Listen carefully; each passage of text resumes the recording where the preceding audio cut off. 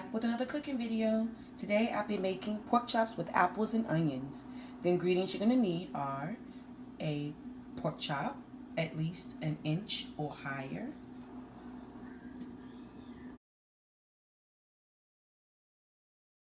you'll need an onion, an apple, apple cider, olive oil cooking spray or olive oil, and sage. Alright, let's get started.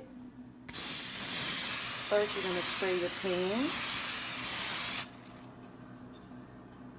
And you're going to go ahead and add your chop in. Now, we're not going to cook it all the way because we're going to cook it a little bit on both sides of the pan. And then we're going to add it with our apples and onions and cook it the rest of the way.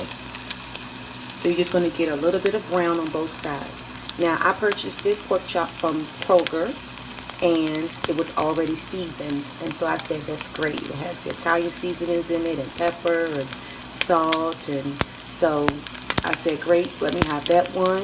So all I have to do is use my sage, and I'll be good to go. We're going to let this go ahead and cook on this side for about maybe a couple minutes or a few minutes, and we're going to flip it over to the other side. Let's go ahead and add in our sage, just a little bit to give it more flavor. Sage with pork is a really good combination. Brings out the flavor in the meat.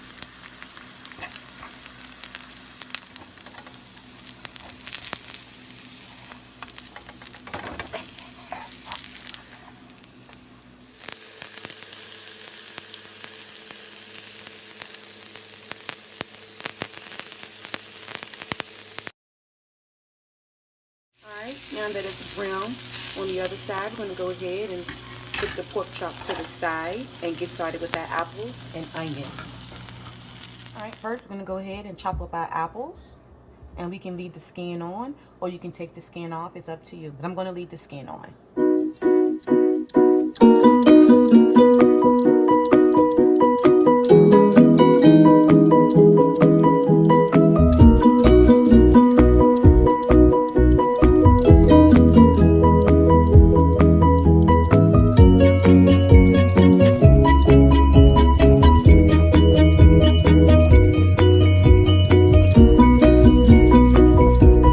Next up, we're going to chop up our onion.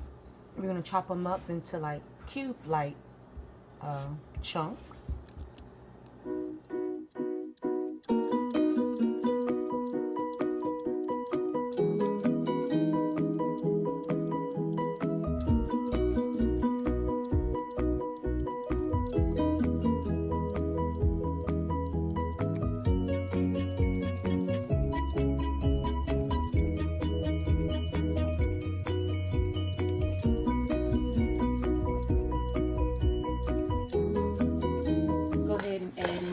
Chunks with your apples, and then we're going to add in about a cup of our apple cider.